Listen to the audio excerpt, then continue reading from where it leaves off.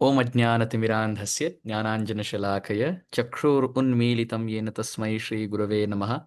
नमः ओं विष्णुपादाय कृष्णप्रेष्ठाय भूतले श्रीमते भक्तिवेदान्तस्वामिनिति नामिने। नमस्ते सरस्वते देवे गौरवाणी प्रचारणे निर्विशेष शून्यवादी पाश्चात्य देश तारणे। श्री कृष्ण चैतन्य प्रभो नित्यानंद श्री अद्वैत गदाधर श्रीवासादि गौर भक्तवृंद। हरे कृष्ण कृष्ण कृष्ण हरे हरे, हरे राम राम राम हरे हरे। श्रील प्रभुपाद जी के चरणों में सर्वप्रथम मैं झुक कर प्रणति अर्पण करता हूँ। तत्पश्चात परम पूज्य श्रील लोकनाथ महाराज जी के चरणों में और मेरे प्रिय गुरु महाराज श्रील राधा गोविंद महाराज के चरणों में बारंबार शत प्रणति अर्पण करते हुए उनकी कृपा याचना का याचक हूँ। और तत्पश्चात आप सभी वैष्णवी वृंद जो बहु मात्रा में यहाँ एकत्रित हुए हैं, आप सबके चरणों में इस दास का बारंबार प्रणाम। सही समय पर सही शब्दों के प्रयोग से सही भाव से भागवत के इस संदर्भ का प्रकटीकरण हो, आप सबके कर्णेंद्रियों को संतुष्टि प्रदान हो, हम सबका चित्त द्रवीभूत होकर भगवान की ब्रज लीलाओं में रमे, इसको एकमात्र ध्येय लक्ष्य मानकर आज के इस बैठक को हम यहीं से प्रारंभ करेंगे। वाञ्छा कल्पतरुभ्यश्च कृपा सिंधुभ्य एव च पतितानां पावनेभ्यो वैष्णवेभ्यो नमो नमः। पुनः आप सबसे अनुरोध है जो आज यहाँ एकत्रित हुए हैं, कृपया करके श्रीमद् भागवत का दशम स्कंद के 8वें अध्याय को आपके पास रखें। और हमने 19वें अध्याय तक हमारा पाठ्यक्रम किया, कल वहीं रोक दिए थे। और आज श्लोक क्रमांक 20 से हम आगे लेंगे इसको। श्री शुक उवाच इत्यात्मानं समादिश्य गर्गे च स्वगृहं गते नंद प्रमुदितो मेने आत्मानं पूर्णमाशिषाम्। तो गर्गाचार्य जी ने नामकरण संस्कार पूर्ण किया और इति आत्मानं समादिश्य गर्गे च स्वगृहं गते, उन्होंने नंद बाबा को कह दिया कि दाऊ जी का नाम राम है, बल है, संकर्षण है, और ये छोटा सा लाला जो है इसका नाम कृष्ण है, इसका नाम वासुदेव है। और बहुनी संति नामानि रूपाणी च सुतस्यते, आपके इस सुपुत्र के तो कई सारे नाम हैं, क्योंकि गुण कर्मानुरूपानी तान्यहम वेदनो जना, भिन्न भिन्न युगों में भिन्न भिन्न आकृतियों में भिन्न भिन्न गुण और लीला अनुसार भिन्न भिन्न नामों को धारण करने वाले ये परब्रह्म है। कहना तो ये है, परंतु छिपा छिपा कर वात्सल्य प्रेम की कहीं हानि ना हो, कहीं वो भाव क्षीण ना शिथिल ना हो जाए, इसको सोच सोच कर उन्होंने बीच बीच पर आपका पुत्र, आपका सुत, आपका आत्मज कहते कहते कल कह दिए गोपायस्व समाहिता, इस बच्चे को ध्यान पूर्वक संभाल के रखिए और खूब लालन पालन करके इसको छाती से लगा कर रखिएगा, ये करोड़ों में एक है। वैसे सत्य है, ठाकुर अद्वैतम है, जिनके दूसरे नहीं है, एकमात्र हैं। तो यही कहने का आशय था। ये कहते कहते गर्गाचार्य नंद बाबा को कृष्ण और बलराम के विषय में कहकर नामकरण करके फिर अपने घर की ओर प्रस्थान किए। इसमें आत्मानम समादिश्य पर श्रीपाद सनातन गोस्वामी जी ने बहुत सुंदर व्याख्या की। वो कहते हैं कि गर्गाचार्य जाने से पूर्व लाला और दाऊ जी दोनों से बात भी किए। अब वो छोटे बच्चे कितना जाने वो हरि जाने परंतु गर्गाचार्य दोनों को पूछ पूछ कर, लाला बड़े होकर यज्ञोपवीत धारण करेगा, दाऊ जी प्रतिदिन तिलक धारण करना है, ठीक है, चोटी रखनी है, ठीक है, ये सब ब्राह्मणत्व के गुण वैसे तो गोप वंश में है, फिर भी जनेऊ के विषय में, फिर भी तिलक धारण के विषय में, कंठी धारण के विषय में, ये सब बातें गर्गाचार्य ने मानो उपदेश मार्गदर्शन करा कर दोनों बच्चों को। नंद बाबा और गर्गाचार्य मुस्कुरा रहे हैं, क्योंकि दोनों बच्चे क्या जाने, फिर भी गर्गाचार्य गुरु हैं, तो संस्कार को पूर्ण करने के लिए शिष्य को तो उपदेश देना अति अनिवार्य है। इसी भाव से अपने कर्तव्य को निर्वाह करते हुए लाला और दाऊजी को अपने अपने कर्तव्य बताकर स्वगृहम गते, गर्गाचार्य वहां से मथुरा की ओर अपने घर की ओर प्रस्थान किए। ब्रह्म वैवर्त पुराण में बहुत सुंदर इसका प्रमाण आता है, जहां व्यासदेव जी कहते हैं कि गर्गाचार्य मथुरा में अपने घर पहुंचने से पूर्व एक बार देवकी वसुदेव से मिलकर गए और कह दिए, आप चिंता मत कीजिए, आपके दोनों सुपुत्र बहुत सुरक्षित हैं, सुंदर हैं, गोल मटोल बैठे हैं नंद बाबा की गोदी में। तो सुरक्षित है, आप चिंता मत कीजिए। और उनका नाम कृष्ण और बलराम ऐसे मैंने घोषित कर दिया। ऐसे कहते कहते सांत्वना दिलासा देते हुए वसुदेव और देवकी को प्रसन्न करके फिर गर्गाचार्य अपने घर की ओर प्रस्थान किए। तो फिर नंद प्रमुदितो मैंने आत्मानम पूर्णमाशीष, जिनका नाम ही नंद हो, आप सोच सकते हैं उनके हृदय में आनंद के कितने ऊर्मी, कितने लहर, कितने तरंगे उठी होंगी। और प्रमुदितो, यहाँ पे प्र का उपसर्ग लगकर ये कहा गया कि वो केवल आनंदित नहीं थे, प्रफुल्लित हो रहे थे, क्योंकि दोनों बच्चों को आलिंगन कर रहे हैं और पूर्णम आशीषाम, वो अपने आप को कृतकृत्य मान रहे थे, धन्य धन्य मान रहे थे कि मुझे ऐसे दो पुत्र मिले हैं जिनको गर्गाचार्य की कृपा मिली। वाह वाह वाह, गर्गाचार्य के आशीर्वाद के ये कृपा पात्र बने, जय हो करके नंद बाबा बहुत सुखी हो गए। अब आगे सुखदेव गोस्वामी इसी प्रकरण में, इसी अध्याय में अब थोड़े समय की बात की लीला कह रहे हैं। कालेन व्रजताल्पेन गोकुले राम केशवौ जानुभ्याम सह पाणिभ्याम रिंगमाणौ विजहृतु। यहां से वात्सल्य रसमयी लीला का प्रादुर्भाव होता है। अब तक नामकरण हुआ और पूतना, शकट और तृणावर्त का उद्धार हुआ, परंतु यहां से रेंगने की लीला, घुटमन चलने की लीला, रोने की लीला, हंसने की लीला, मुख में मैया के द्वारा कितने दांत आ गए इसकी गिनती की लीला। कई बार लाला मैया का स्तनपान करते करते मुस्कुराते मुस्कुराते योग निद्रा में चले जाते हैं। मैया के हृदय में कृष्ण के लिए प्रेम अपार, तो दुग्ध भी अपार, और दुग्ध में जो वात्सल्य रस है वो अपार, और ठाकुर जी को इस वात्सल्य रस को चखने की जो भूख है वो अपार, और अनंत के अनंत माता के अनंत प्रेम को पीने के अनंत भूख होने वाले अनंत प्रभु इस लीला में अनंत विहारी के रूप में विराजमान है। ये सभी लीलाएं आगे आएंगी। तो यहां सुखदेव गोस्वामी जी कहते हैं, कालेन व्रजता अल्पेन, अल्पेन कालेन, थोड़े समय के बाद, गोकुले राम केशवो, गोकुल में विशेष करके नंद बाबा के घर के पास के प्रांगण की लीला, जहां गौ गौ माता, बछड़े सबकी बिहारने की लीला है, कई सारे गौशाला हैं, यही की लीला सुखदेव गोस्वामी कह रहे हैं। इस पर श्रीपाद जीव गोस्वामी पाद ने एक बहुत अद्भुत दृष्टि दी। समय के अनुसार ये प्रश्न हो सकता है कि पूतना कब आई, शकट की लीला कब हुई, तृणावर्त की लीला कब हुई, नामकरण कब हुआ, और उसी प्रकार ठाकुर जी की घुटमन चलने की, रेंगने की लीला कब प्रारंभ हुई। सब जानते हैं रेंगने की लीला माने क्रॉलिंग, घुटमन चलने की लीला, हाथ और पैर से प्रभु अपने आप को घसीट घसीट कर, घसीटा राम आगे घसीट रहे हैं।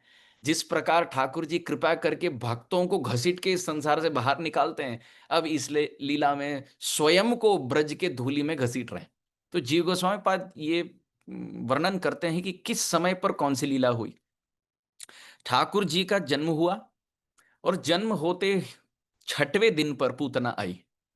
श्रीपाद वल्लभाचार्य महाप्रभु ने बहुत सुंदर व्याख्या की कि षड ऐश्वर्य पूर्ण भगवान जो 6 ऐश्वर्यों से युक्त हैं, उन्होंने छठवें दिन पर पूतना का दर्शन किया, जो 6 अनर्थ, 6 षड रिपु के मूर्तिमती स्वरूपा थी।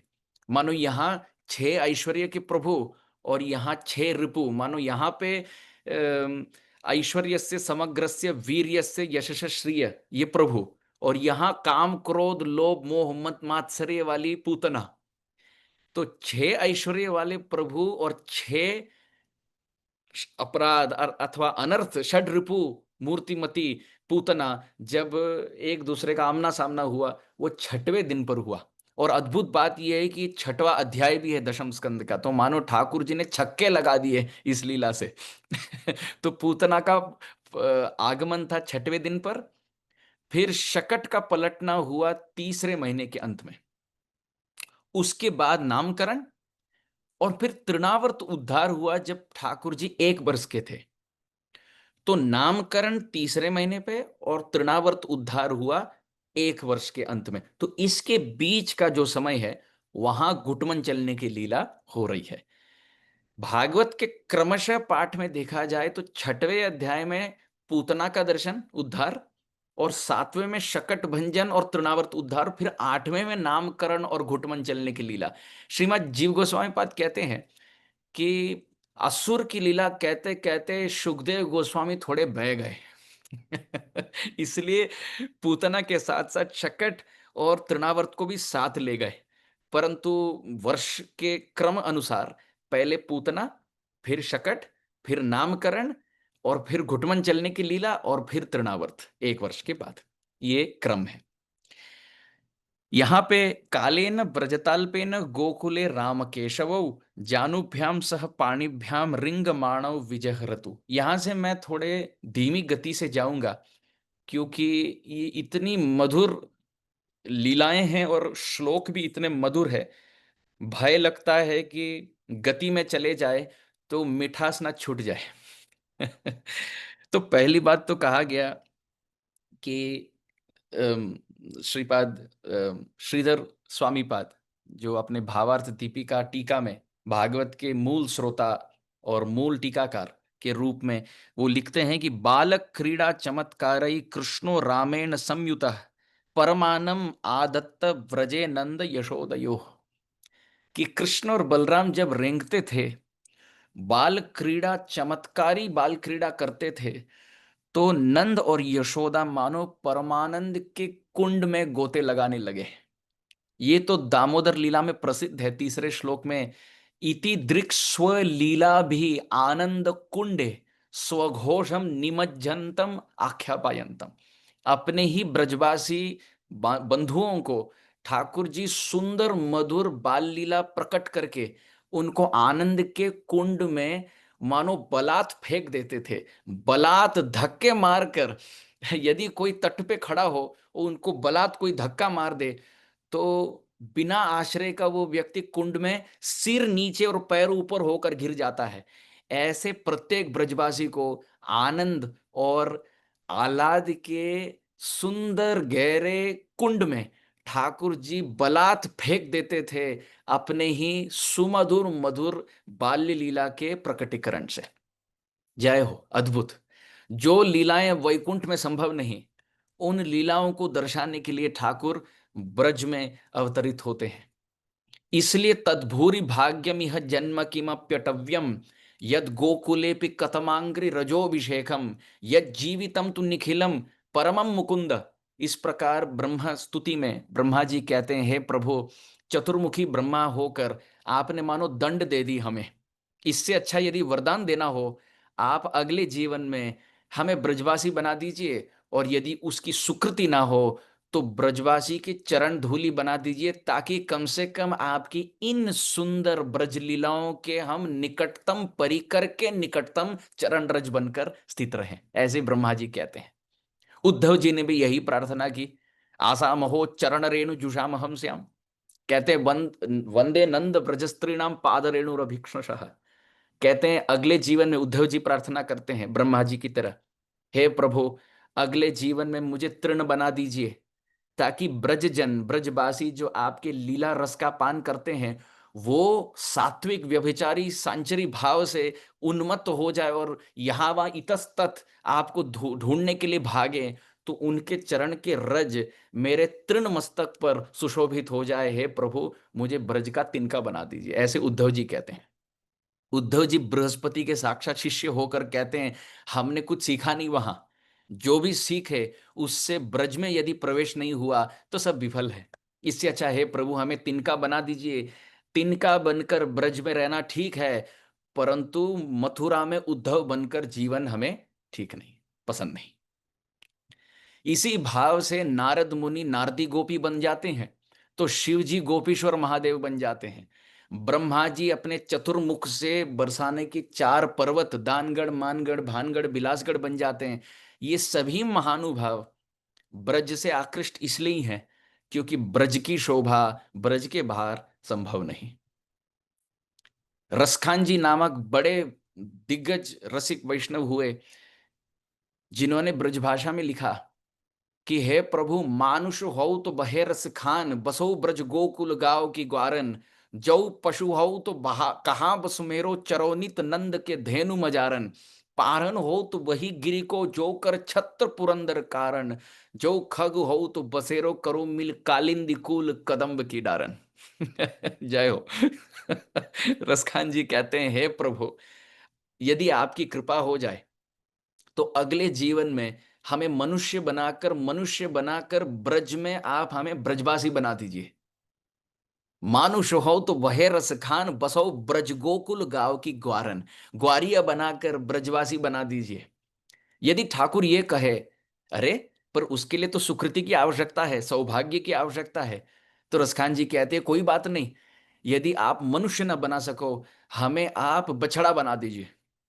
जो पशु हो तो कहां बस मेरो, चरोनित नंद के धेनु मजारन, आप ऐसा हमें वत्स बना दीजिए ताकि हम नंद बाबा के धेनु गण में हम मिल जाए, और लाला आकर आप स्वयं अपने हस्त कमल से हम पे हाथ फेरें, बस इसी से हमें आह्लाद है, हमारा जीवन कृतकृत्य है, धन्य है, सफल है। मनुष्य हो तो हमें ब्रजवासी बना दीजिए, वरना हमें पशु बना दीजिए, परंतु आपके गण का पशु, ताकि हम अपने जिह्वा से आपके चरण को चाटे और आप अपने हस्तकमल से हमें फेर कर हमारे जीवन को सफल बना दो। यदि ठाकुर ये कहे कि हे रसखान जी, ये भी बनने के लिए सामर्थ्य नहीं, अगले जीवन में तो तुम्हारी योनि पंछी वाली है, पक्षी वाली, तो रसखान जी कहते कोई बात नहीं, तो हमें जमुना के तट पर एक कदम्ब के वृक्ष के डाली पर आप एक पंछी बना दो। इसी बहाने वहां बैठकर आपके नेत्रों से आपके रूप माधुरी का रसपान और कान से आपके वेणु माधुरी का रसपान करते करते हमारा जीवन सफल हो जाए। मनुष्य जन्म मिले तो ग्वारिया बना दो, पशु योनि मिले तो बछड़ा बना दो, पक्षी योनि मिले तो कालिंदी के तट पे कदम्ब के वृक्ष के डाली पर एक पंछी बना दो। प्रभु यदि ये कहें कि ये भी संभव नहीं, तुम तो अगले जीवन में पत्थर बनने योग्य हो, कोई बात नहीं प्रभु, पारण हो तो वही गिरी को, जो कर छत्र पुरंदर कारण। आप पूरे जगत के लिए त्राता हो, आप पूरे जगत के लिए रक्षक हो, परंतु जब इंद्र ने प्रहार किया, जो गिरिराज आपके लिए रक्षक बने, उस गिरिराज के चरण पे आप हमें पत्थर बना दो। परंतु हे प्रभु, ब्रज त्यज के मैं कहीं नहीं जाऊं, रसिक संतन के दर्शन पाऊं, जग से प्रीति हटाई रे, राधा नाम परम सुखदाई। कहते कुछ भी क्यों ना हो, ब्रज से संपर्क न टूट पावे। तो यही कहा गया यहाँ पे, कालेन व्रजता अल्पेन गोकुले राम केशवो। गोकुल की कितनी बड़ी महिमा है कि वैकुंठ में जो दर्शन संभव नहीं, वो गोकुल के रज में संभव।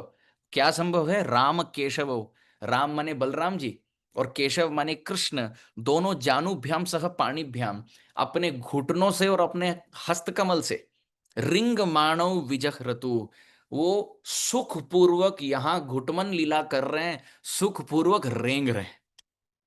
ठाकुर जी चलना अभी तक सीखे नहीं, रेंगने की लीला हो रही है, और उसके लिए भी शक्ति नहीं, तो कई बार रेंगते रेंगते दोनों ठाकुर जी थक जाते हैं, तो बस हाथ आगे किए और घुटनों से घसीट रहे हैं अपने आप को।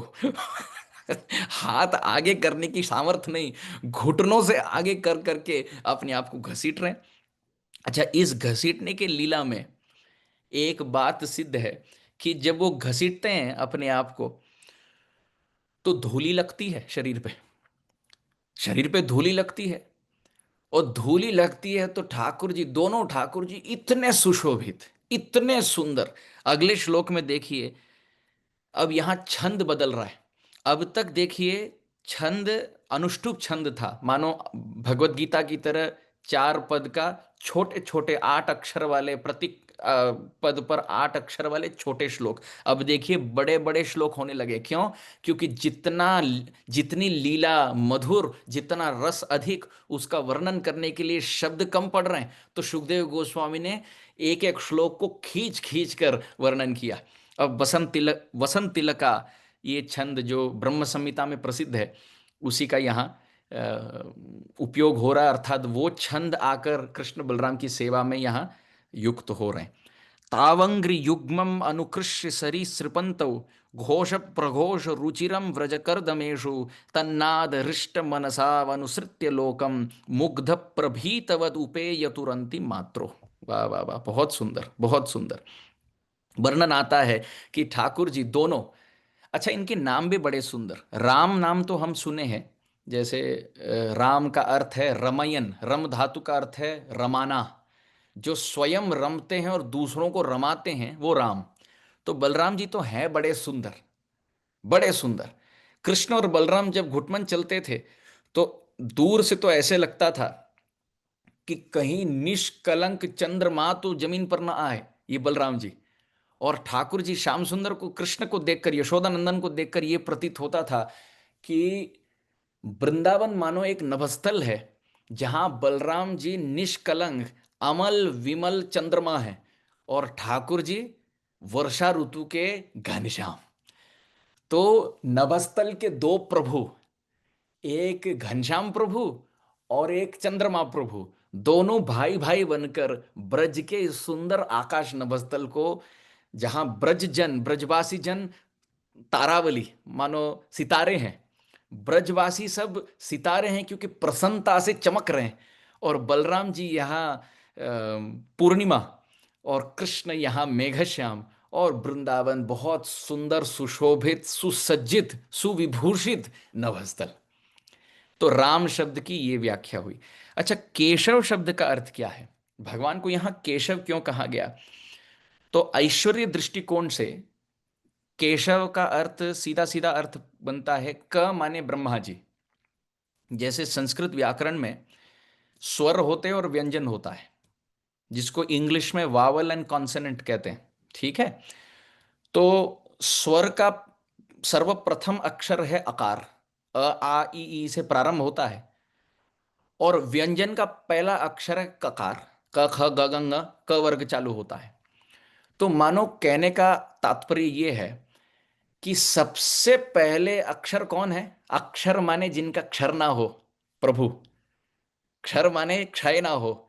तो सबसे पहले अक्षर कौन है? कृष्ण है। इसलिए गीता में प्रभु कहते हैं अक्षराणाम अकारोस्मि, सभी अक्षरों में मैं अ हूं क्योंकि मैं पहला हूं।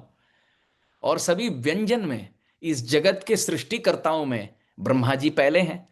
तो ककार जब प्रयोग होता है शास्त्र में, वो ब्रह्मा जी का संकेत कारक है। तो क माने ब्रह्मा जी, ईश माने शिव जी, और व माने व्यापनोति, जो वशीकरण करे, वशी करोति। तो क ईश व, कृष्ण का अर्थ केशव इसलिए है क्योंकि वो इतने महान है और इतने मधुर हैं कि ब्रह्मा जी और शिव जी को भी वशीभूत कर देते हैं, वशीकरण में बांध देते हैं, ब्रज लीलाओं में आकृष्ट कर देते हैं, इसलिए वो केशव। इसका अर्थ ये पड़ता है कि ये लीला को ब्रह्मा जी और शिव जी भी एक टक नजर से अपने लोक से देख रहे हैं। वाह वाह, देखो लाला कैसे घुटमन चल रहा है। तो ब्रह्मा जी सृष्टि बनाना भूल गए और शिव जी सृष्टि का संहार करना भूल गए। दोनों इस सृष्टि को देख रहे हैं, दोनों हाथ मानो कपोल में रख के। आश्चर्यजनक बात है कि पूरे ब्रह्मांड के स्वामी अपने भाई के साथ, बलदाऊ के साथ देखो घुटमन चल रहे हैं। क माने ब्रह्मा, ईश माने शिव जी, और वह माने वशीकरण। जिन कृष्ण ने अपनी लीला से इन दोनों दिग्गज देवताओं को वशीभूत किया, वो कृष्ण केशव यहाँ घुटमन चल रहे हैं। श्री जीव गोस्वामी पाद ने अर्थ किया, केशव शब्द में केश शब्द प्रमुख है। केश माने बाल, सिर के बाल। तो इसका अर्थ यह है कि ठाकुर जी जब घुटमन चलने लगे, बाल इतने बढ़ गए थे कि उनके मुखमंडल को छिपाने लगे। कहीं भी यदि चांद हो तो राहु तो मिल ही जाता है उसको ग्रस्त करने के लिए। तो प्रभु का मुखमंडल यदि चंद्र हो तो उनके केश पाश काले वर्ण के राहु हैं जो आकर उनके मुख के बीच में मानो चंद्र ग्रहण करा रहे थे। अथवा दूसरा यदि दूसरी उपमा यदि दी जाए तो ठाकुर जी का मुखमंडल मानो कमल है, और जहां कमल हो वहां भंवरे तो मंडराते रहते हैं। तो बहुत सुंदर घुंघराले काले केश पाश मानो भौरे के समान हैं, जो इस मुख कमल के अमृत रस को पान करने के लिए लोलुप्त हैं, लालायित हैं। इसलिए ठाकुर जी जब गुटमन चलते हैं उनके केश मानो पूरे मुख में आ जाते हैं, जैसे इतना सुंदर मुख कमल हो जिसपे मकरंद छाया हुआ हो। तो कई सारे काले भौरे आकर आकृष्ट हो जाते हैं, बैठ जाते हैं। तो हम क्या करते हैं, हे करके इन भौरों को दूर करते हैं। मैया ने भी यही किया, सभी केश को बांध के ऊपर चोटी बांध दी। जय हो। इसलिए नाम केशव पड़ा। श्रीमद जीव गोस्वामी पाद चरण ने लिखा कि यहाँ गोकुले राम केशवो, बलराम जी इस पक्ष में और केशव जी उस पक्ष में, जिनके केश को माने ऊपर की ओर बांध कर चोटी बांध दी। श्री रसखान जी ने बहुत सुंदर बात कही कि हे प्रभु, धूरी भरे अति शोभित श्याम जो कैसी बनी सिर सुंदर चोटी, खेलत खात फिरे अंगना पग पैंजनी बाजती पीरी कचोटी, या छवि को रस खान बिलोकत वारत काम कला निधि कोटि, काग के भाग बड़े सजनी हरि हाथ सो ले गयो माखन रोटी। भले प्रभु आपकी शोभा तो अपरंपार है ब्रज में, शंख चक्र गदा पद्म में वो शक्ति नहीं जो आपके बाल लीला में बाल गोपाल स्वरूप में है। यहां आयुध की आवश्यकता नहीं, अस्त्र शस्त्र की आवश्यकता नहीं। क्यों? क्योंकि आपकी रूप ही यहां, रूप माधुरी यहां इतना घातक है, ये स्वयं एक अस्त्र है और हम सबके हृदय के अनर्थों पर प्रहार कर रहा है। रसखान जी कहते हैं, धूरी भरी अति शोभित श्याम जो कैसी बनी सिर सुंदर चोटी। है प्रभु, आप मानो जब रेंगते हैं और चोटी मैया बांधी है सिर पर, और ब्रज के रज में धूलि में आप अभिषिक्त हुए हैं। हाय हाय, हे प्रभु, वाणी की सामर्थ्य नहीं आपके रूप का वर्णन कर सके। इस प्रकार बहुत सुंदर अपनी कविता में वर्णन करते हैं। तो जानुभ्याम सह पाणिभ्याम रिंग माणव विजय ऋतु। विजय ऋतु का अर्थ है कृष्ण और बलराम दोनों आनंद विभोर हैं, क्योंकि ये रस उनको कहीं नहीं मिलता, न मथुरा में मिलता है, न द्वारिका में मिलता है, और न वैकुंठ धाम में मिलता है। ये मिलता है तो केवल गोकुले राम केशवो, नंद बाबा के गोकुल महावन में ही मिलता है।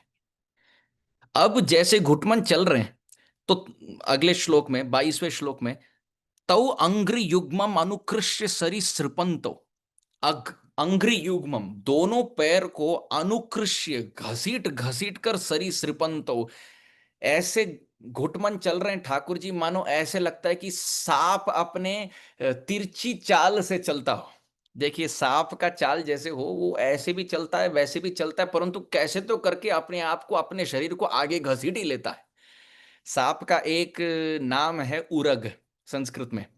उर माने छाती और ग माने गमन, चलना। जो छाती से जमीन पे लग लग के चलता है वो उरग। अथवा दूसरा नाम है सांप के लिए भुजंग। जो योग करते हैं उनको ये आसन बड़ा प्रसिद्ध है, वो उससे ज्ञात होंगे। भुजंग आसन पीठ के लिए बड़ा सहायक आसन है। तो भुजंग आसन, भुजग माने हाथ और ग माने गमन। सांप वो होता है जो छाती से चलता है, हाथ मरोड़ मरोड़ कर चलता है। उसके शरीर में भला क्या छाती और भला क्या हाथ। कहने का तात्पर्य ये है, सांप वो है जो अपने शरीर को घसीट घसीट कर आगे ले जाता है। तो सरीसृपंतौ का तात्पर्य ये है कि कृष्ण और बलराम दोनों अंग्रि युग्मम अपने पैर को घसीट घसीट कर जितनी सामर्थ हो, जितनी शक्ति हो उतना खींच लेते हैं। फिर कभी छाती पे गिर जाते हैं, छाती पकड़ के फिर हाथ से ही, दोनों हाथों से, कभी वहीं भी शक्ति कम हो जाती है तो एक ही हाथ से घसीट घसीट कर पूरे शरीर को आगे घसीटते हैं ठाकुर जी।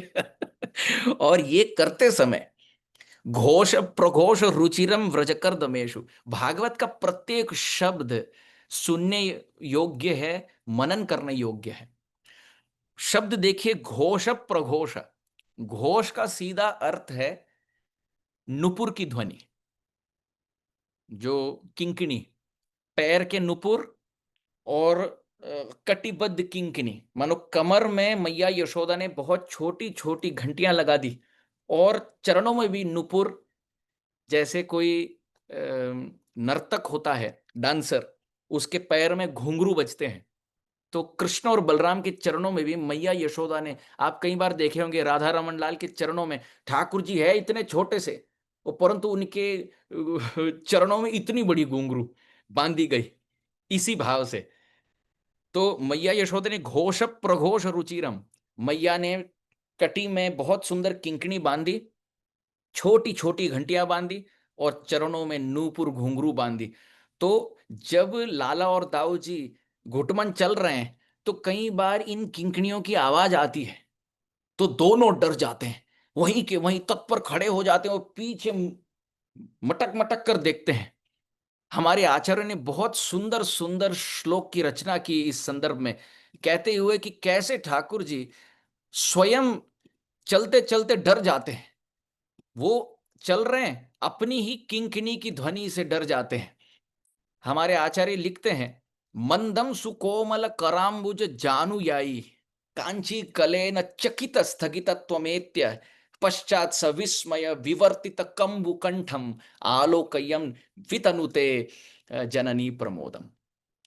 इसका अर्थ यह है कि ठाकुर जी जब चल रहे हैं, रेंग रहे हैं, और कई बार कमर की घंटी आवाज आती है, कई बार चरण की नूपुर की आवाज आती है, ठाकुर जी डर जाते हैं, घंटी कौन बजा रहा है, कहां से आवाज आ रही है, रुक जाते हैं, और रुक गए तो घंटी की ध्वनि भी बंद, और फिर मटक मटक कर देखते हैं। कंबु कंठम शब्द आया है, जिस प्रकार कोई शंख बजाता है, तो शंख के अंदर देखिए कि 3 रेखाएं होती हैं, जहां पे हाथ धरकर कोई शंख बजाता है, तो उस प्रकार त्रिरेख कंठ, प्रभु के मानो कंठ में भी 3 रेखाएं आ जाती हैं, जब वो मटक मटक कर पीछे की ओर देखते हैं कि भला कौन घंटी बजा रहा है कौन मुझे बुला रहा है फिर पीछे कोई नहीं, तो ठाकुर जी फिर पुनः रेंगने को प्रयास करते हैं, और फिर प्रयास करते हैं, तो फिर कटी घंटी बजने लगती है, चरण की घंटी बजने लगती है, और ठाकुर जी फिर रुक जाते हैं। और मैया यशोदा और यशोदा रानी मानो स्तंभ,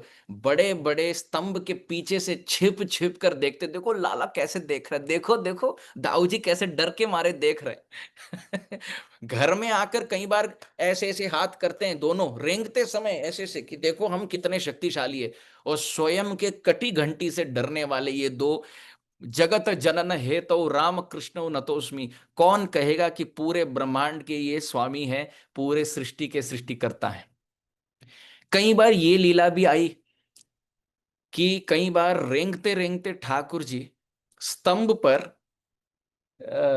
पंछियों की प्रतिबिंब देख लेते हैं। तो ठाकुर जी रेंग रहे हैं, और रेंगते रेंगते अपने घर से बाहर आकर नंद बाबा के गोकुल के ही मध्य प्रांगण में आकर मणि जटित रत्न स्तंभ को देखते हैं। और पिलर, नरसिम्हा अवतार से लेकर स्तंभ के साथ ठाकुर जी का कोई संबंध है स्तंभ का अर्थ पिलर भी होता है, स्तंभ का अर्थ घमंड भी होता है। तो स्तंभ तोड़ना ये ठाकुर जी का स्वाभाविक लीला है। हिरण्यकशिपु का स्तंभ तोड़ा नरसिंह देव ने, मानो प्रांगण का स्तंभ भी तोड़ा और हृदय का स्तंभ भी। चलो वृंदावन में तो कोई तोड़ी फोड़ी नहीं होती, वहां वृंदावन में तो केवल मटकी की तोड़ी होती है, स्तंभ को नहीं तोड़ा जाता। तो मणि जटित रत्न स्तंभ को देखकर वहां पंछियों की प्रतिबिंब दिखती है।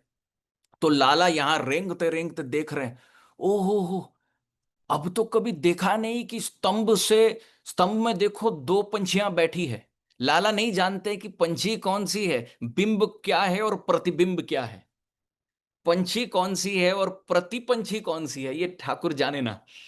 गीता में तो कहते, छाती ठोक कर कहते, मैं तो सब कुछ जानता हूं, वेदा हम समतीतानी इत्यादि, पर ब्रज में ये नहीं जानते कि अपने ही नंद बाबा के प्रांगण के रत्न जटित स्तंभ में जो पंछी की प्रतिबिंब दिखती है, ये वास्तविक पंछी है कि प्रतिबिंब है, ये लाला नहीं जानते। तो देख रहे हैं वो पंछी अपने ही हाथों को खोलकर मानो उड़ने के लिए तैयार हो रही है। तो लाला भी देखकर उंगली कर रहे हैं ऐसे, वो अपने हाथ को ऊपर करके वो भी ऐसे ऐसे ऐसे कर रहे हैं, मानो इच्छा हुई कि मैं भी कभी आकाश पे उड़ जाऊं इन पंछियों के साथ। मानो इस इच्छा को प्रगाढ़ होते हुए देखकर शकटासुर आए, तृणावर्त जी आए। तृणावर्त जी ब्रज में कोई वदवद करने नहीं आए। योग माया के आयोजन से लाला के हृदय में ये बात प्रगाढ़, ये मानो बहुत निष्ठा से प्रकृष्ट हुई कि मैं भी नभस्थल में जाऊं। गरुड़ जी देखो उड़ते रहते हैं, मैं तो केवल पीछे बैठता हूं विष्णु के रूप में, कभी पंछी बनकर मैं उड़ने का अनुभव लिया नहीं।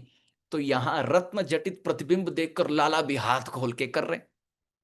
कई बार वर्णन आता है कि रेंगते रेंगते उसी स्तंभ में अपनी छवि देख लेते हैं। लाला ने अपनी प्रतिबिंब, अपनी छवि कभी देखी नहीं, और लाला अपनी उंगली से, ये भी श्लोक आया है आचार्यों की टीकाओं में, कि उंगली से एक एक आंख की ओर इंगित संकेत करते हुए नाक की ओर, मुख की ओर, और पूछ रहे हैं उस प्रतिबिंब से, बताओ ये क्या है, बताओ वो क्या है। क्योंकि लाला को जो मैया पढ़ाती है, अब लाला उस प्रतिबिंब को पढ़ा रहे हैं। रूप गोस्वामी पाद ने लिखा कि मैया लाला को, छोटे कृष्ण को पूछती है, क्वाननम क्व नयनम क्व नासिका। हे ठाकुर जी, क्वाननम, आपका मुख कहाँ है बताओ। तो ठाकुर जी सोचते हैं, मेरा मुखमंडल कहाँ है, मेरा मुखमंडल यहाँ है, क्वाननम। फिर मैया पूछे, वाह वाह वाह वाह, बहुत सुंदर, साधु साधु। क्व नयनम, लाला बताओ तुम्हारे नेत्र कहाँ हैं। और सब मातृ स्नेही गोपी मंडल से आवृत हैं ठाकुर जी। तो लाला देख रहे हैं सबके सामने, अब बेइज्जती होगी, गलत उत्तर देंगे तो मैया पूछ रही है, बताओ नेत्र कहाँ है। तो लाला नासिका की ओर करने जाते हैं और फिर नेत्र दिखाते हैं। तो मैया ताली ठोक कर कहती है, वाह वाह, शाबाशी, जय हो जय हो। क्वान अनम, क्व नयनम, क्व नासिका। लाला तुम्हारी नासिका कहाँ है। तो लाला फिर नाक की ओर संकेत करते हैं, उसको इंगित करते हैं अपनी उंगली दल से। इस प्रकार एक एक अंग का, अंग प्रत्यंग का स्पर्श करके, दर्शन करके। कई बार तो ये भी वर्णन आया है, मैया ऐसे पूछते पूछते लाला को पूछती है, अच्छा तुम्हारे दांत बताओ कहाँ है, बताओ तुम्हारे दांत कहाँ हैं। तो लाला खूब खोजते हैं, उंगलियों पे देखते हैं, चरणों में देखते हैं, कान की ओर उंगली करते हैं, सिर की ओर। फिर पूरी तरह मति भ्रमित हो गई कि दांत कहाँ होता है शरीर में। लाला को मालूम नहीं। मैया कहती है, देखो मुख में होगा दांत, बताओ गिन के बताओ कितने हैं। तो लाला मन मन मुस्कुराते हैं, मुख खोलकर ये दर्शाने के लिए, मैया मेरे मुख में देख लो, एक भी दांत नहीं आया अब तक। एक भी दांत अंदर नहीं आया। आप मुझे गिनने की बात कहते हो, एक भी दांत अंदर नहीं आया।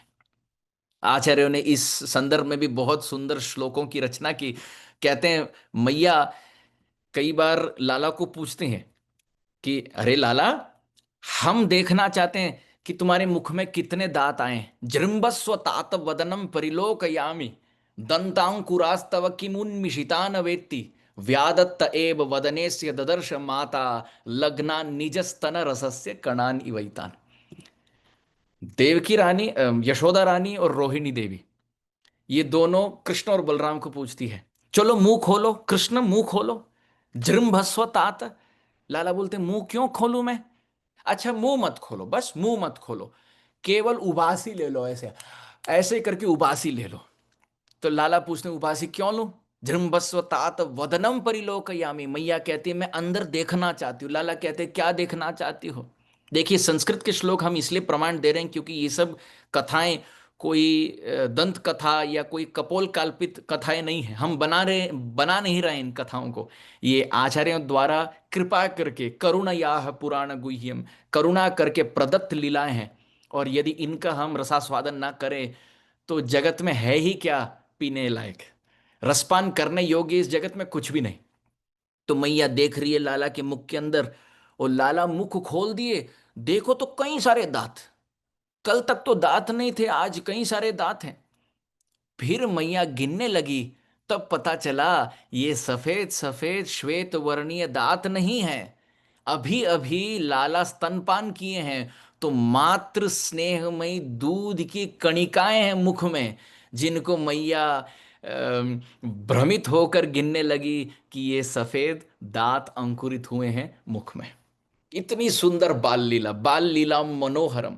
तो ये दो बच्चे घोष प्रघोष रुचिरम व्रजकर्दमेशु अपने आप को घसीट घसीट कर कटी के किंकणी और चरण के नुपुर की ध्वनि से, अथवा श्रीपाद विश्वनाथ चक्रवर्ती ठाकुर ने अद्भुत ही व्याख्या की इस घोष प्रघोष रुचिरम शब्द पर।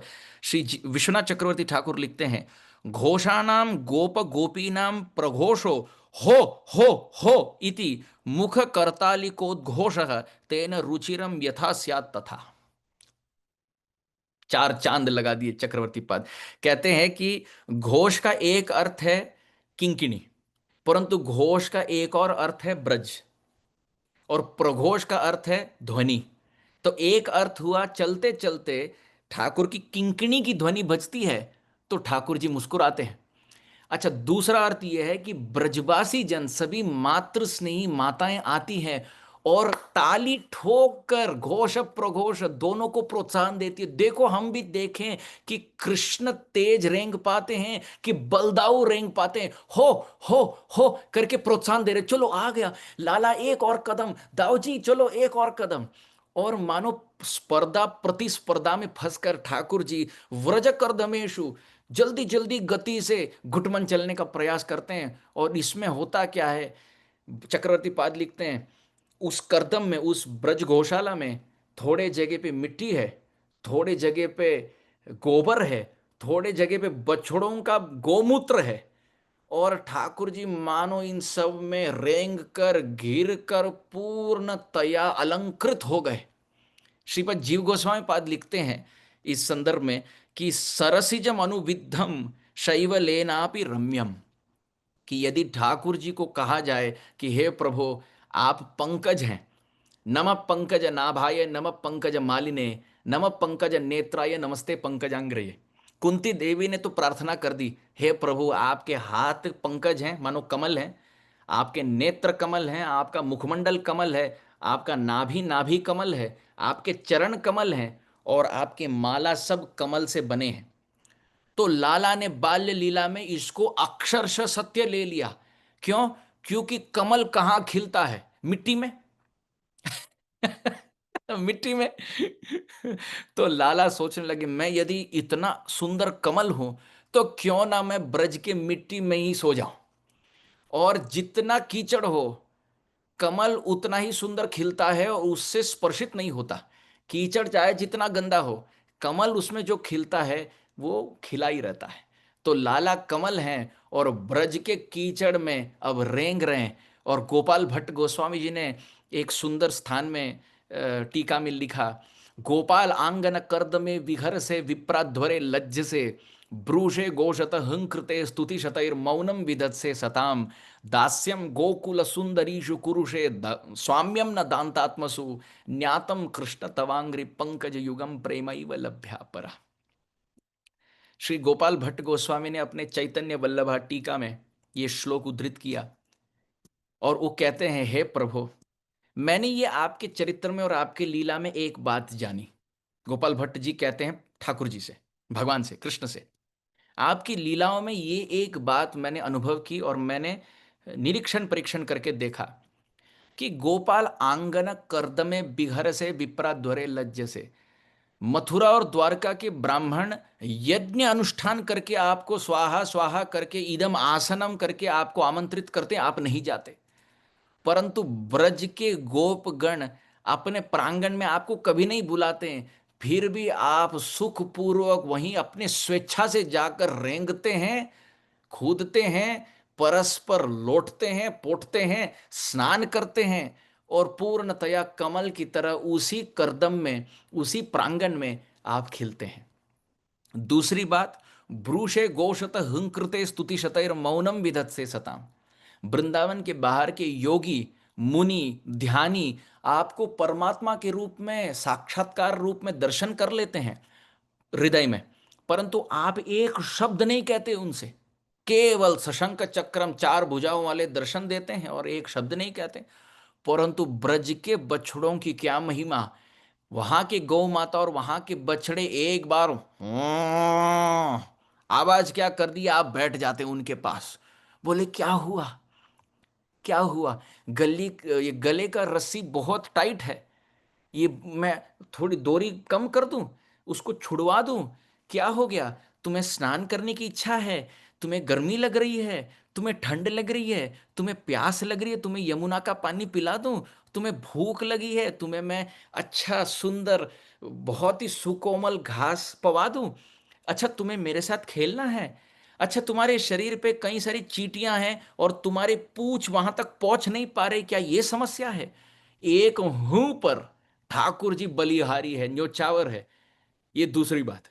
पहली बात, वृंदावन के बाहर कोई स्वागतम स्वागतम सुस्वागतम करने पर भी आप नहीं जाते हैं, और वृंदावन के अंदर गोप के प्रांगण के करदम में आप बिना आमंत्रण के लोटपोट करते हैं। दूसरी बात, वृंदावन के बाहर योगी आपका दर्शन करते हैं पर आप एक शब्द नहीं कहते हैं, और वृंदावन में बछड़ों और गौ माता के साथ एक हुंकार पर आप 100 बातें बोल चले जाते हैं।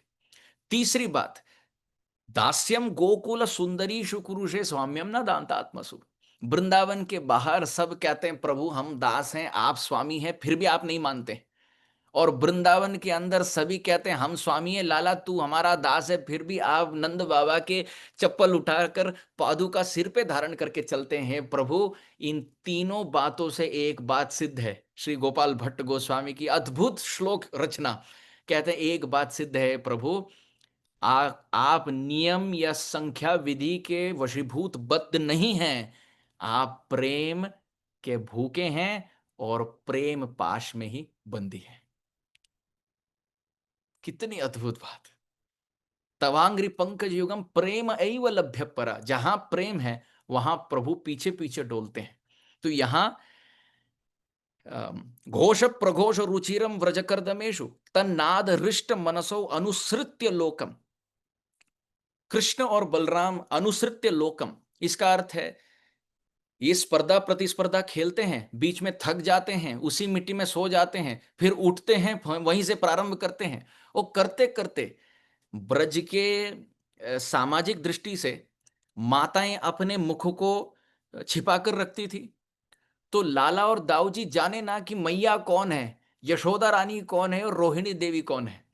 कोई भी मैया दिख जाए जो मैया के समान वस्त्र धारण करे और मुख बंद कर दें और चरणों की नूपुर ध्वनि चले, अनुसृत्य लोकम। बलदाऊ सोचते थे कि वो रोहिणी देवी है, और कृष्ण भगवान सोचते थे कि ये यशोदा रानी है, और 4 कदम रेंग कर जाने कि ना ना ना ना, ये मैया की तरह लग नहीं रही। अच्छा अच्छा, नहीं वो मैया है। फिर इन स्त्री को छोड़कर उन स्त्री के पीछे 4 कदम लेते थे, फिर वहां 4 कदम लेने के बाद फिर जाने ना ये भी मैया नहीं है, सब मैया के समान दिख रहे हैं पर मैया है नहीं। अच्छा, कहते कहते अनुसृत्य लोकम मुग्ध प्रभीतवत, फिर डर जाते हैं, हाय हाय हम कहीं कुंभ मेले में खो ना गए हो। दोनों भाई देखो अब कहाँ जाएं, इतने बड़े गौशाला में ये भी मैया नहीं है, ये भी मैया नहीं है, सब मैया की तरफ बोल रहे हैं, सब मैया की तरफ वस्त्र धारण किए हैं, सबकी नूपुर की झनझन ध्वनि भी मैया की नूपुर की तरह ध्वनि प्रतीत होती है, परंतु ये सब मैया नहीं है। हे मैया, हे मैया, हम दोनों को यहाँ छोड़कर आप कहाँ चली गई? आप तो हमारे बिना रह सकते हैं, हम आपके बिना रह नहीं सकते। मैया आ जाओ करके प्रभीत व डर के मारे उपेयतुर अंतिम मात्रो हो, रोते रोते मैया की ओर देखते देखते रोते हैं। फिर रोने पर यशोदा रानी और रोहिणी देवी आकर दोनों लाला को उठाए, हाथ में आते आते रोना बंद, क्योंकि हाथ मैया के हाथ में है। तो इसलिए कुंती देवी कहती है, गोप्या ददे त्वयि कृतागसी धाम तावत याते दशाशु कलिलांजन संभ्रमाक्षम। हे कृष्ण, ये अद्भुत बात है, मैया यशोदा के प्रेम का वर्णन कौन कर पाए? कुंती देवी अपने प्रार्थना में कहती है, हे लाला, यशोदा रानी के वात्सल्य प्रेम का वर्णन कौन कर पाए? क्योंकि आपसे मदभयात वाति वातो यम सूर्य स्तपति मदभयात वर्षतिंद्रो दहत्यग्नि मृत्युश्चरति मदभयात। तीसरे स्कंद भागवत में ये श्लोक प्रसिद्ध है कि आपके भय से सूर्य उगता है, आपके भय से इंद्र वर्षा देते हैं, आपके भय से पवन देव यहाँ वायु संचालन करते हैं, और आपके भय से यमराज अपने कर्तव्य को निभा रहे हैं। और यदि आपको देखा जाए, आप अपने मैया के काटी से भयभीत होकर दाम बंधन लीला में भाग रहे हैं, हे लाला, ये विमोहयति भीरपि यद बिभेति तत् अत्यंत विडंबनम। ये विडंबना की बात है, ये हम सबको भ्रमित करने वाली बात है कि सब मृत्यु से डरते हैं, मृत्यु आपसे डरते हैं, और आप मैया यशोदा ना दिखे इस भय से रोने लगते हैं। जय हो। ब्रज के इस वात्सल्यमय लीला की का वर्णन कौन करे। इसलिए सूरदास जी ने एक पद में लिखा, मैया यशोदा जब लाला को हरि पालन झुलावे यशोदा, ये एक बहुत प्रसिद्ध ब्रजभाषा में सूरदास जी का भजन है, पद है। सूरदास जी पुष्टि मार्ग संप्रदाय में श्रीपाद वल्लभाचार्य महाप्रभु के कृपा पात्र थे, शिष्य थे। और नेत्रहीन सूरदास जी ने तो मानो ऐसी दृष्टि दी जो नेत्र होने वाले, दृष्टि होने वाले कवियों ने भी दे नहीं पाए, वो सामर्थ्य नहीं रख पाए। तो सूरदास जी लिखते हैं, मैया यशोदा लाला से इतना प्रेम करे कि लाला को जब नींद ना आए, मैया उनको बहुत सुंदर एक पलंग पर लगाकर झूला झूला रही है। मैया कई गीत गा रही है और कई शब्द बता रही है, आशीर्वाद दे रही है, लाला के ऊपर हाथ सहरा रही है। और फिर निद्रा देवी को मैया यशोदा डांट रही है, अरे निंदरिया, काहे तू ना आवे। अरे निद्रा देवी, तू को काना बुलावे, काना तुझको बुला रहे हैं, हमारे कृष्ण सोना चाहते हैं, निद्राग्रस्त होना चाहते हैं, निद्रा देवी तुम क्यों नहीं आती। और परम पिता कृष्ण के परम माता की डांट सुनकर सब ठीक हो जाए तो निद्रा देवी आ गई, और ठाकुर जी अपने ही पलकों में निद्रा देवी को आसन ग्रहण करा के पलखें बंद हो गई, मानो ठाकुर जी नींद में अब योग निद्रा अवस्था में सोने लगे। अब मैया एक आवाज ना करे, सबको केवल हाथ के इशारों से बात कर रही है ताकि आवाज निकले तो यहां निद्रा भंग होगा। लाला सोच रहे निद्रा अवस्था में इसमें उतना आनंद नहीं, योग निद्रा की नींद तो मैं वैकुंठ में भी पाऊं। मैया यशोदा के गोद में सोकर नींद आने तक की जो यात्रा है वो और सुखद है, जहां मैया हाथ में रखे, स्तनपान कराए, हाथ से सहराए, कथा सुनाए, आशीर्वाद दे, कहे कि लाला तू एक दिन बड़ा हो जाएगा, तू तू ब्रज का राजा बन जाएगा, सभी ग्वाल बालों के तू राजा बनेगा, वो सब मंत्री बनेंगे, बछड़ों को संभालेगा, तू बड़ा राजा बनेगा, माँ का आशीर्वाद है। ये कहते कहते लाला जो सुख पा रहे हैं और लाला को सुख देकर मैया जो सुख पा रहे हैं, ये अपूर्व यात्रा। तो लाला निद्राग्रस्त अवस्था में कभी कभी नेत्र फड़काते हैं, कभी ओठ फड़काते हैं, थोड़ा थोड़ा, जैसे इस जगत के बच्चे करते हैं। वैसे उपमा गलत हो गई, ठाकुर जी इस जगत के बच्चों की तरह नहीं करते हैं। जैसे ठाकुर जी ने महाजनों ये न गतास पंथा, जैसे गीता में कहा गया कि जो यद्यत जो यद्यत आचरति श्रेष्ठ, जो बड़े महाजन करते हैं वो कनिष्ठ उसी का अनुसरण करते हैं। तो ठाकुर जी कैसे ओठ फड़फड़ाए, जैसे नेत्र फड़फड़ाए, वैसे इस जगत के बाल्यावस्था में बच्चे भी करते हैं। तो ये करते करते लाला सोचे इसमें उतना आनंद नहीं करके अपने ही निद्रा को भंग कर दिए, निद्रा देवी को कहे अब तुम जाओ। तो लाला अब उठे तो मैया पुनः गीत सुनावे, स्तनपान करावे, हाथ से मलरावे, हलरावे, दुलरावे, हाँ, जोई कछु कछु गावे। बहुत सुंदर गाना सुनाती है। सूरदास जी कहते हैं इस संदर्भ में, जो सुख सूर अमर मुनि दुर्लभ, सो सुख नंद भामिनी पावे। जो सुख देवताओं को दुर्लभ है, मुनियों को दुर्लभ है, महाजनों को दुर्लभ है, वो सुख नंद रानी यशोदा रानी पा रही है। ऐसी नंद रानी यशोदा रानी की जय हो। तो यहाँ 22वें श्लोक तर अभी समय हो गया है, तो 22वें श्लोक पर हम यही विराम देंगे। कल 23वें श्लोक से कथाक्रम इसी सत्र में आगे बढ़ेगा। तो जो भी त्रुटियां हो, आप सब सारे ग्रही पारमहंस रूप में केवल दुग्ध ग्रहण करें, लाला भी केवल दुग्ध ग्रहण करते हैं, पानी को छोड़ देते हैं। उसी प्रकार आप भी परमहंस रूप में सार रूपी दुग्ध को ग्रहण करें और गलतियां त्रुटियां रूपी जल को आप त्याग दें। और यदि आपके हृदय को कोई आह्लाद पहुंच रहा है, आपको कोई प्रसन्नता अनुभव हो रही है, ये सब आचार्यों की देन है।